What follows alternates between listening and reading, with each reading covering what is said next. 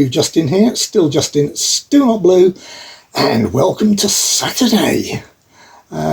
Good day, Saturdays. Usually means I get my HMV arrivals, or at least one or two of them that are due out the following Monday, and I've usually bought or pre-ordered something. And I have in this case, as I think I let you know yesterday, I've pre-ordered 3 items that are coming out on Monday. And I was expecting at least one of them, because it was sent Thursday, to turn up today. The other 2 were sent Friday, and in actual fact, all 3 turned up today. So the only downside of that is I think that would mean that there is nothing expected for Monday. So I'll have to do some thinking about something to say on Monday. Usually it's just going to be a short video. Right, so what did Saturday do for me, apart from those 3 arrivals?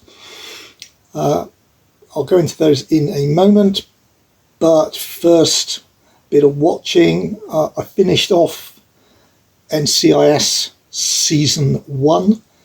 The pace kept up in the final episode, which I was pleased to see.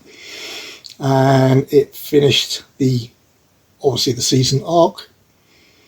For season, I started then season 2 and watched the first 2 episodes, and I was very happy to see that it might not have kept up the full grittiness of the end of season 1, but it did get rid of one of the aspects I really didn't like, which was a family connection that I thought was just too cutesy and saccharine sweet for a proper NCIS series. I am going to give it, if you want to avoid any spoilers at all, and this isn't, let's face it, major, you're going to find this out pretty darn quick, because it happens essentially at the beginning of episode 1, or before episode 1 of season 2. The main character, that would be unfair. The main character has their divorce go through, and I don't know who his lawyer was, but boy did he get a good payout. But helps out a few friends in some nice pleasant ways, helps out his daughter's college tuition obviously, and spends the money on something that's going to be obviously a central thing for the rest of the season and probably continuing seasons. It's going to be sort of Gibbs from NCIS. It's probably going to be the equivalent of his boat, if you know what I mean. It's like a continuing core aspect.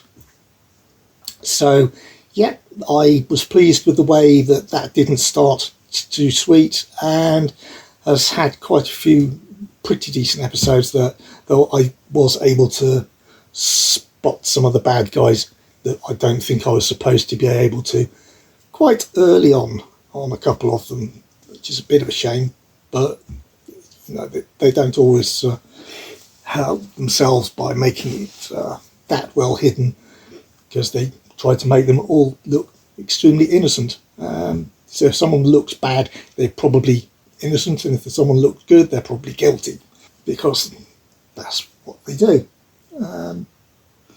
What else have we got? Oh yeah, big news. I didn't even have to use any of the suggested arguments from ChatGPT that I mentioned yesterday, and my wife has said, before this player we've got fails, the 4K player, we should get a replacement, and how much does it cost? And I said, well, that's quite a lot, but it's a major part of the house, and in actual fact, instead of like last time I got my present player by myself with a bonus, she said we'll split it from the household savings. So that, and she's actually asked me a couple of times since then whether I've ordered it already, which I haven't. I'm just making sure I get exactly what I want and from the right place, etc.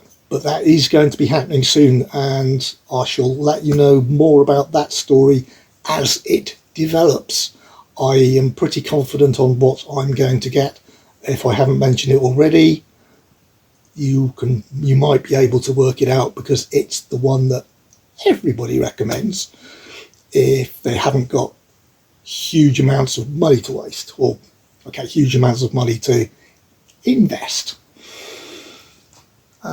So yeah, what else happened today? I ordered some more shirts. They should be coming in probably a week and a half's time or so, but I think I've actually got some arriving before then, which be so I shall probably show off on the day, at least the ones that are media related.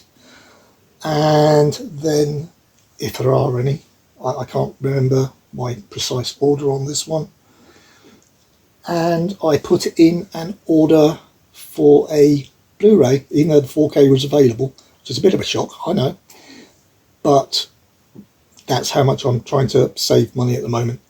If I'm not 100% sure that it's going to be something I'm going to regularly rewatch, don't go necessarily straight for the 4K unless it's something I want in a Steelbook, where the 4K is probably the only way to go, because it's very rare nowadays that they do a separate Blu-ray Steelbook.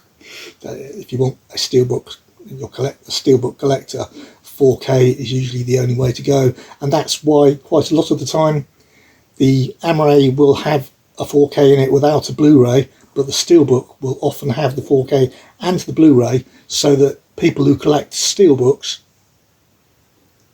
but who don't have a 4K player will not be forced into buying a 4K that they can't play. They will just be forced into overpaying for a Blu-ray, which is also in the package. So let's get on to like I said, I've put in that order, and that should, I hope, arrive tomorrow as a Blu-ray, which is going to be fun. I won't tell you what it is, so because I shall reveal it tomorrow, but I want it to be a bit of a surprise. But I will tell you, it is a horror fantasy comedy. So Hordes, if you're listening, then it might be something that you could be interested in. However, it is only 15 rated, so I don't know how horrific it's actually going to be, or as bloody, etc. But anyway, we shall see. Okay, on to HMV arrivals then, because that will be the main part of most Saturdays. First up, my arrival was, I'm not sure if this is the limited edition, but this is Eureka Films, The Tattooed Dragon, directed by Lo Wei, and he was the director who directed Bruce Lee's The Big Boss and Fist of Fury.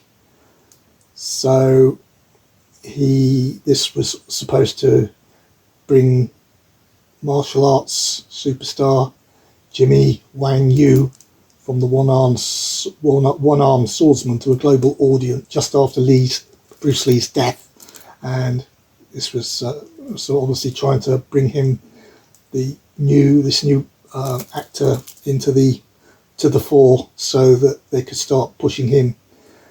Obviously, it didn't work to the extent that they wanted, because Bruce Lee is still an incredibly famous name, but I have not particularly heard of Jimmy Wang Yu. I'm sure, though, that I should be corrected by big martial arts fans, so please do down below.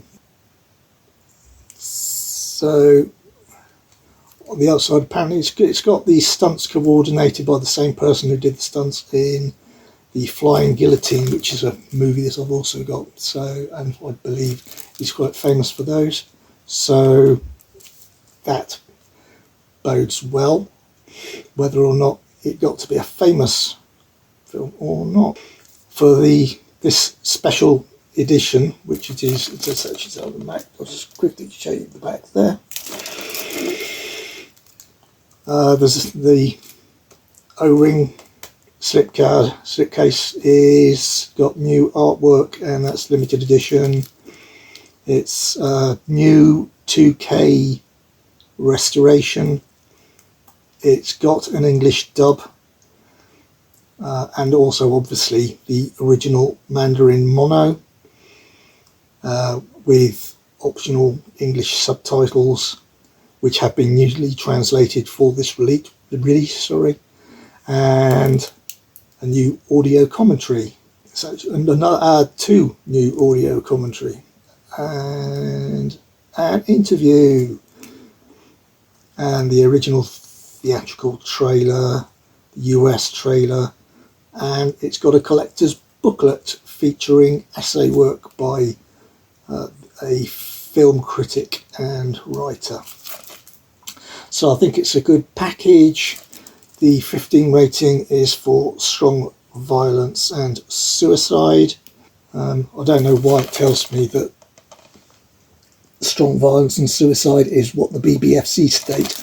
Well, of course the BBFC state it, otherwise it wouldn't be on a UK release. That's the only people who can give the advice that you put by the BBFC stickers. So, yeah, that's a nice martial arts film that caught my attention. Next up is something lots more of you will know, and I suspect a lot more of you will have ordered for Monday morning and might even have received already, and that is the 4K of Stallone's Cobra. I will totally admit that I actually have not seen Cobra in full. I've seen quite a few parts of it, and obviously I know the crime is a disease, meet the cure tagline that they used, which was quite famous, and the fact that it came soon after Rambo First Blood Part 2 to try and boost Stallone, try to use Stallone's success in that to put him in a different style of film as a cop that breaks the rules, because we never had cops that break the rules before, have we? But what the hell, it's going to be a piece of like 80s type fun, isn't it? Now somebody's going to tell me it's from 1990s, aren't they? Not that I could read that if I was with my eyesight, but yeah, I think it says 1986 actually, so I was right the first time. It's not particularly long actually, at 87 minutes. The audio looks like they've kept it quite basic. They haven't Atmos'd it. They've gone, there's a 2.0, 4.0 and 5.1 set of soundtracks, but no Atmos. Actually, I'll just go through you can read them in detail if you want to pause that one, but I'll try to give a relatively quick walk and talk through summary. It's a new 4K restoration from the original 35mm, and that's done by Arrow, because as you can see it's an Arrow release, like Arrow. It's got Dolby Vision based on HDR10, obviously. It's got original lossless stereos and 4.0 and DTS HD Master Audio 5.1, so they're all lossless versions of the sound. So whether or not you are listening to stereo 4.0 or 5.1, they're all lossless. That's important. There are English subtitles for the deaf, hard of hearing. So what have we got for audio commentary wise? We've got an audio commentary by Kim Newman. I rate Kim Newman as giving commentaries for cult type films, so that's good for me. So that's a new commentary by him and another chap. There's another new commentary by Film Scholars and an archive commentary by the director. So that's 3 commentaries on this one. There's the TV version of the film that features deleted and alternate scenes, which features for the first time on home video, but that's only in standard definition. So essentially, I dare say they cut out the most violent bits, but they have that it will include some bits to replace those most violent bits rather than just cutting them. There's a new interview with the composer, a new visual essay, another new visual essay on the Maverick cop genre. As I mentioned, it's not exactly a new thought, the Maverick cop. Archive interviews, another archive interview, making of, teaser trailer, theatrical trailer, TV spots, trailers, image gallery, reversible sleeve featuring the original and newly commissioned artwork, and the illustrated collector's booklet containing new writing on the film by some film critics, not including Kim Newman. There's a double-sided fold-out poster featuring the original and newly commissioned artwork. So it's a nice little package there, and it's 18 rated for strong language and violence. So it must be pretty darn violent if it's still 18 rated, given that usually they only 18 rate something that is violent either sexually or has a sexual element in it as well. So that is going to be a good first time watch for me that isn't going to test my brain for about 87 minutes, or probably about 84 minutes once I've got through the film and they've still got the credits left to go. That's really good. As I said, Dolby Vision, which obviously I obviously am making sure that my new player will have Dolby Vision. And finally, Esther, he says, showing his age, the reason I am wearing a modern film vampire related t-shirt, and I suspect that people will have guessed that I had this one on order as well. And this is the Steelbook for Sinners, highly rated and received when it came out. I didn't go and see it at the cinema for the one reason only. Two reasons. One, I can rarely get to the cinema because of various medical reasons and time. But the main reason I didn't make a big effort to go and see it is because I don't like to see the final trailers, because I think they quite often give too much of the film away nowadays, especially.